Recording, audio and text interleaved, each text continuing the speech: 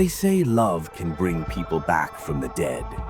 I used to think that was a metaphor until Amelia returned, until she pulled me into the darkness with her, until I felt her cold lips on mine, tasted death on her tongue, and realized some love stories don't end in happily ever after. They end in horror.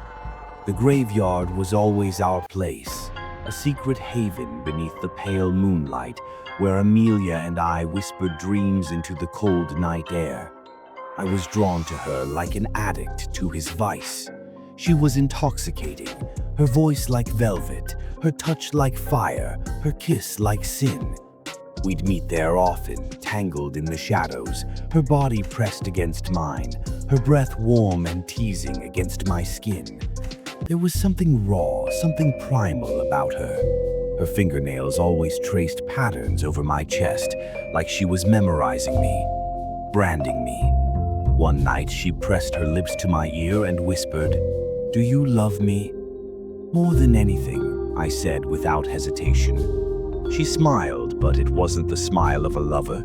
It was the smile of someone keeping a terrible secret. "Then come with me," she said. That night the air was different, heavy, charged. The wind carried whispers, voices just out of reach. The graveyard felt awake. The first moan sent a chill up my spine, then another and another. The earth shifted, the soil trembled, and then the dead began to rise, not as spirits, as something much worse.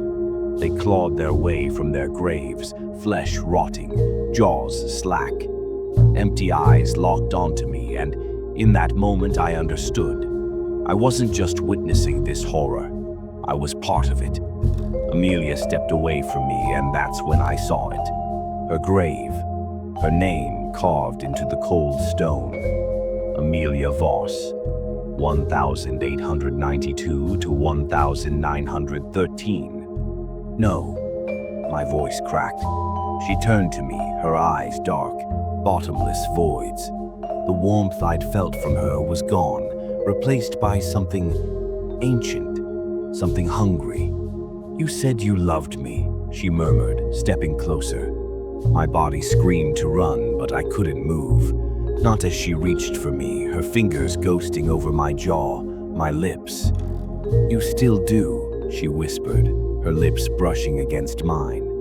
"And now, you'll love me forever." Her kiss was a promise and a curse. I could taste the earth on her tongue, the decay in her breath. My body went numb as her fingers tangled in my hair, pulling me deeper, deeper into something I couldn't escape. Behind her, the dead closed in. They were waiting, waiting for me. The graveyard was claiming another soul, mine.